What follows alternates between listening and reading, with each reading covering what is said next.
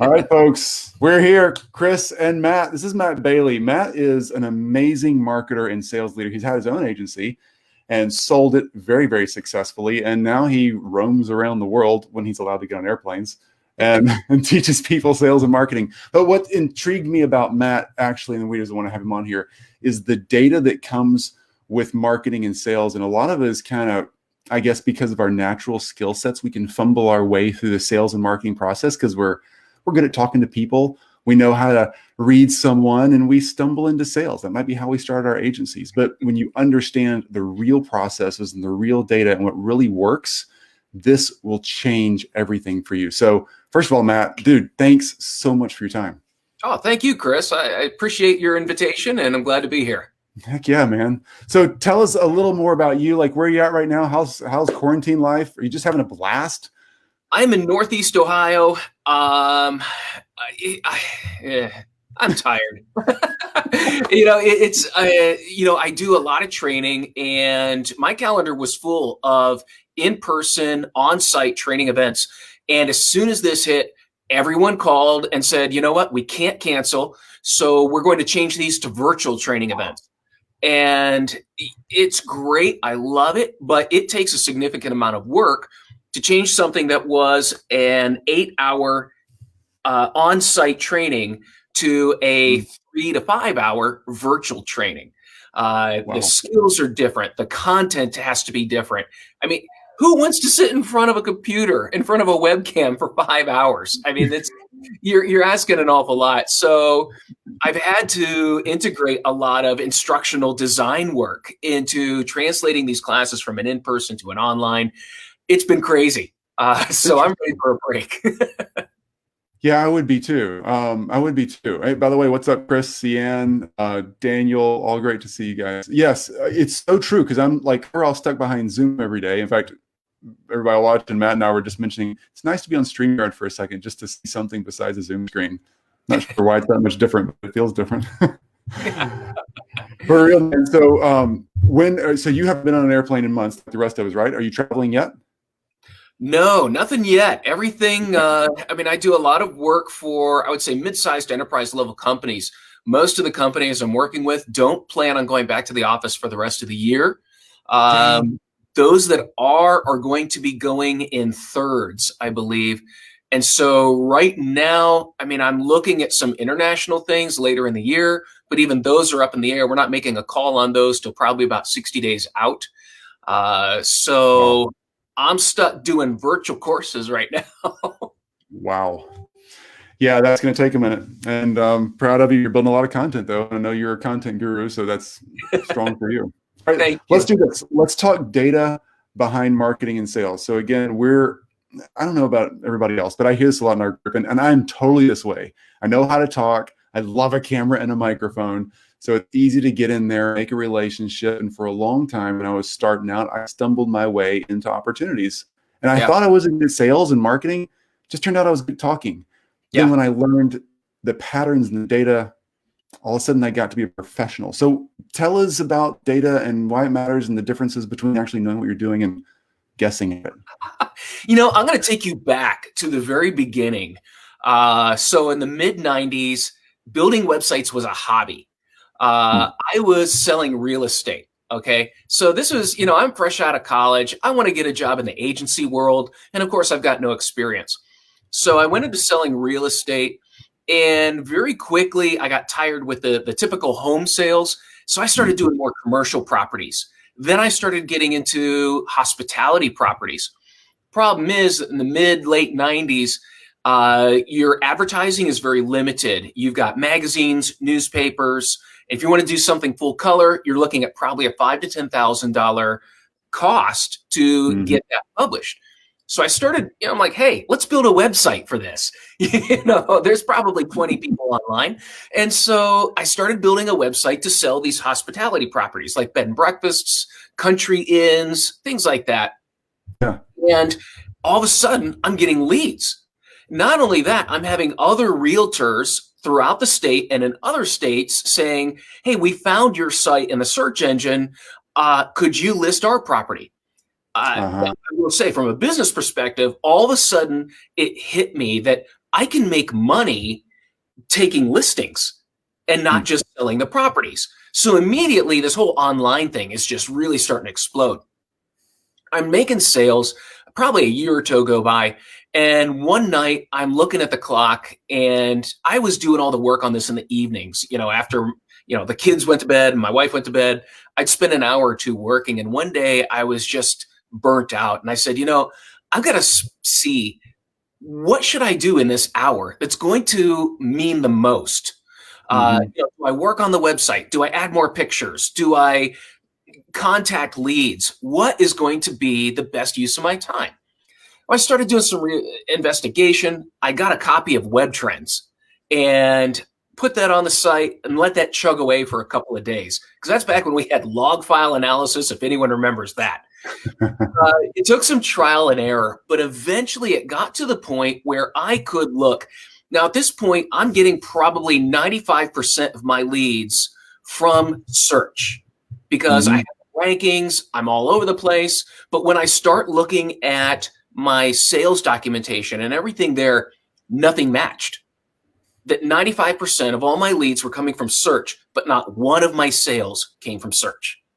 I started doing more digging, and 70% of all my sales came from a link that I bought on another website for $25 a year. The ROI on that was insane. So it taught me right away that big numbers lie. That even though I've got the rankings, I've got the visitor numbers, I've got the leads coming in from the site, it was all a distraction from where the real business was happening. And that changed how I approach digital marketing ever since. That's so true. So true. And so now that like there's so much access to data, and anybody, even if you don't have this huge data degree or a ton of tools, can access stuff right here on Facebook or Google or anywhere for free, really. How do we use that? How do we take that and start influencing the marketing, the messaging, stuff we're going to do? I'll tell you what, it is such a misconception. And anyone who's in sales and marketing, I'll tell you this, it is a misconception that you have to have a math degree, a data science degree, or any math background. Because if you did, I wouldn't be doing this. All right. I was terrible at math, unless there's dollar signs on it. All right. So what it takes is the ability to understand how the numbers translate to business objectives. If you have business acumen and you understand what the data is and you're able to translate that, that right there is the most important key when it comes to data and analytics. The second part, which, hey, as salespeople, we got this down, it's communicating it. That once you find it, now I'm going to tell people how to do it. But the biggest part is that business acumen, but also creativity and asking questions. That's the biggest thing, especially in Google Analytics. People open it up and they get this freeze that I don't know what to click on. I don't know where to go. The problem is, it's because we're going to Google Analytics without a question. If you have a question, such as how many visitors from Google converted and did what I wanted to do, how did they find me? What did they see? What did they do? And how much was that worth? So it's building a framework of asking the right questions, and then you'll get the data that helps you make better decisions. That's a really good point, because so many times we look at the data and we try to create what we think a story is, but asking the right question first. Yes. Yeah, for real. Okay, so let's say that we're marketing and we're trying something new product or service, something like that. We're not quite sure if it's going to land yet. I know the credit card number, the swipe, is actually what proves if the product's viable, right? But how do we start that progression? How do we start collecting data if the sales aren't coming in to know, is it our product? Is it our message? There's so many things that come into that puzzle. I always start with the keyword research. I go back to that because I want to know, how do people describe their problem? Now, they could describe it by looking specifically for that type of product. However, as salespeople, we know the real need is not typically how they search. The product is not typically how they search. They search based on a need. So we need to know what that need is and how people describe it. So I always go back to the keyword research to try and derive that intent and the flow of intent and what it looks like in a buying cycle. That helps me know then that I'm using the same language and that goes back to a sales principle of mirroring. That if I'm talking to someone face to face, I'm trying to pick up some of their language cues and use them as well, because that builds a rapport. Automatically, they're starting to feel more comfortable with me because I'm using the same language. It's the same way of utilizing keywords and making sure we're putting them in our content, in our page titles, in our headers, that we're describing the same problem with the same words as the searcher. Oh, that's really good. That's really good. Yeah. Okay. That's fantastic. So, by the way, if anybody has questions, as always, just dive in here, ask your questions. We'll jump on them ASAP and make sure we get them answered. You get a guy like Matt on the call for free, you may as well take advantage of it. He's not for free. So Matt, let's see, Junad, figure out that customer journey with the keyword research. Yeah, I mean, it's so true. So when you're doing that, are you able to actually pull that customer research and kind of figure out what a new product or service should be to kind of get even earlier in the stage in development by like looking at that research without them specifically saying, hey, I want to buy this product at this price? How do you start grabbing that? It really goes back to that understanding the need, and then connecting that to an emotional need. Here's an example. My oldest daughter's 20 years old, and she just walked through the room. You can put signs up and tell people you're in meetings. It doesn't matter. And what you're talking about is so not TikTok fun. Why are you even doing this, Dad? It's so freaking boring. Yeah. Exactly. So my oldest daughter, I love her dearly. She's very much like me.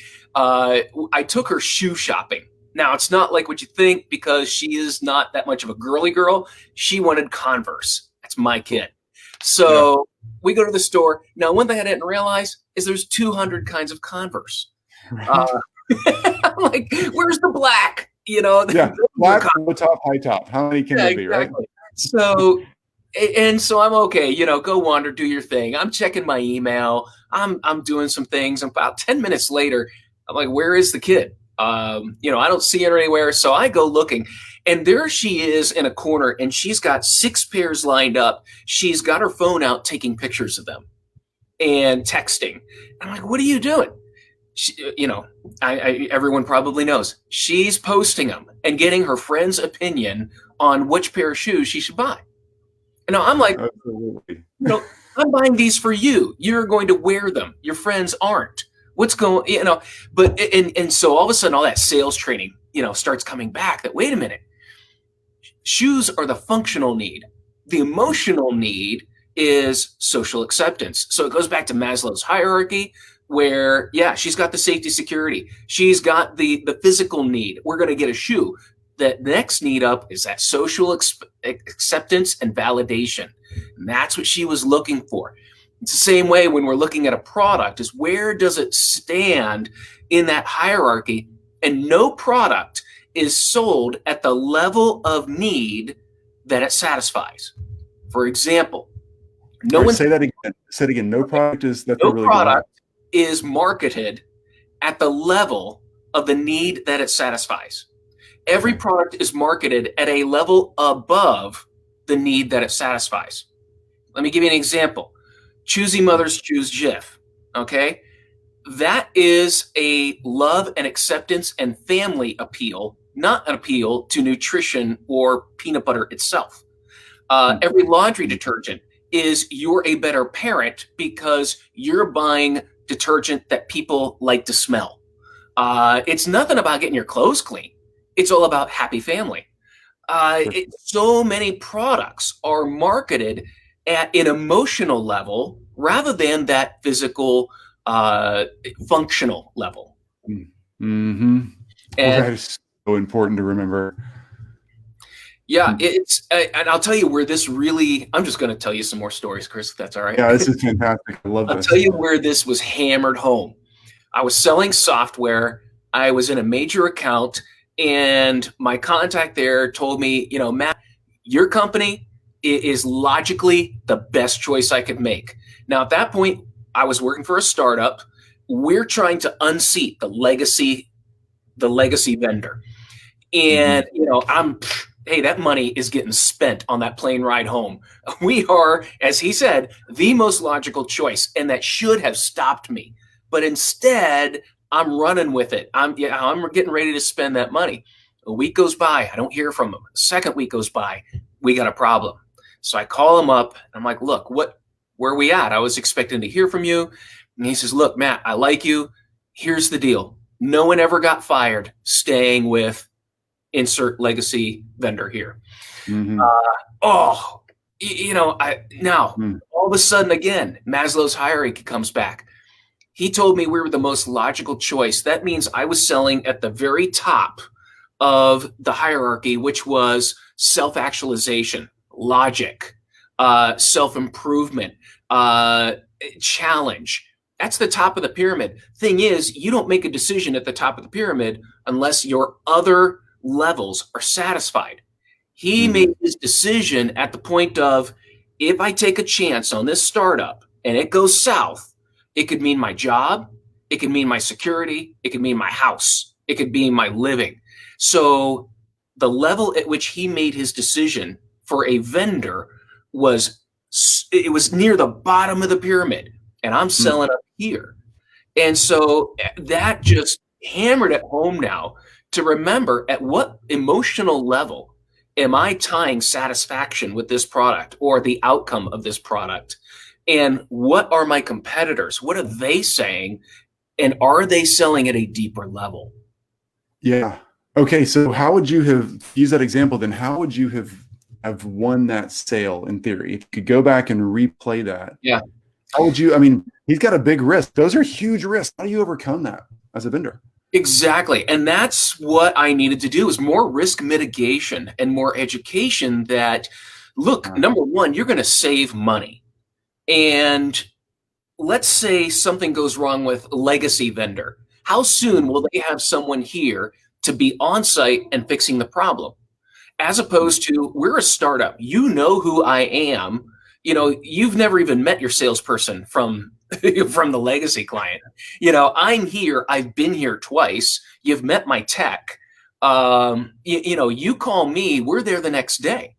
And so I would have done more to sell the security of the decision, as well as the financial benefits to going with us as a startup as opposed to legacy, because automatically you're going to save. I think it was probably a 70% savings going with us over legacy. We're open source, they're closed source, and getting more into, this is what it means financially. But he needed that security to know we're going to stand behind it. We're going to be there for you. I was staying more just on the financial aspect and not so much the security. Oh, wow. Yeah. All really good tips, and glad you made that mistake so we can learn from it. So yeah, go ahead. Yeah. Part of what I should have done was also enabled him to communicate our story better as a startup, that, hey, you know what? We've been working with this legacy vendor. My narrative should have been, they're old and stale. We've got the latest technology, and you're going to look good because you're going to save money. You're looking forward. You're integrating the newest technology. I should have focused more on his personal reward and his perception in the company, because that gets to that job, that acceptance, that validation of his job. Really, really good. So this is really great stuff. Anybody watching, again, if you have questions, better drop them, because we're not going to be here forever. We're wrapping it up in a few. If you have questions specifically about your market, the person you're trying to sell, the group you're trying to market to, Matt's the guy to be able to ask. And I'm so glad you're here again, Matt. Thank you. Thank you. So thanks everybody for watching too. Y'all are awesome as always. It's super fun to have you in this group. The thing is that Matt keeps coming back to, and it's so important to get this nailed down, and I forget this constantly, I wish I didn't, is really that emotional connection. What's behind the logic? We think, oh, I'm offering a slightly better price, or yeah, but we're adding a bonus, or yeah, but we're going to bring this new thing in, but we're going to support with 3 more extra calls a month than our competitor. That it's really about that emotional pull. What are they going to worry about when they're laying in bed at 2 a.m. after they make a decision with you? Are they scared or relieved? If they're scared, what's the scare? And if you can speak to that, you're way better off. Absolutely. And that's the thing. You listed a bunch of features, and we're great at that. The problem is we've got a list of features, but here's what it means to you. And finish that thought.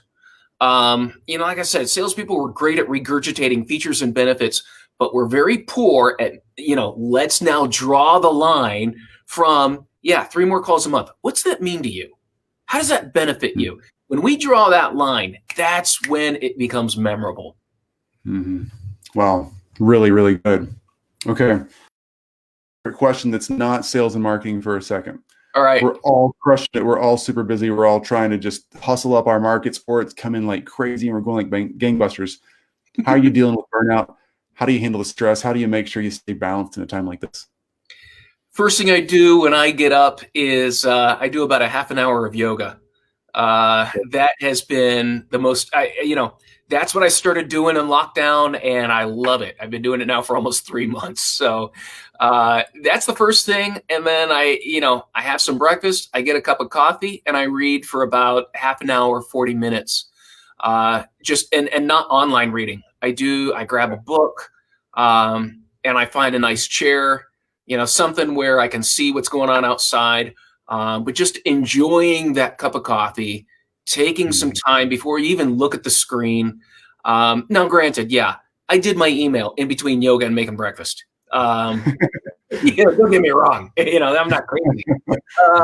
But that time in the morning of, it's still quiet, do some physical activity, and then just take that. We're isolating anyway, but I've got 4 girls. So I get up early, and that time alone, when it's quiet, it's just invaluable. And it really helps set my mind at ease, and I'm ready to work, by about 8 o'clock. Let's hit the ground running.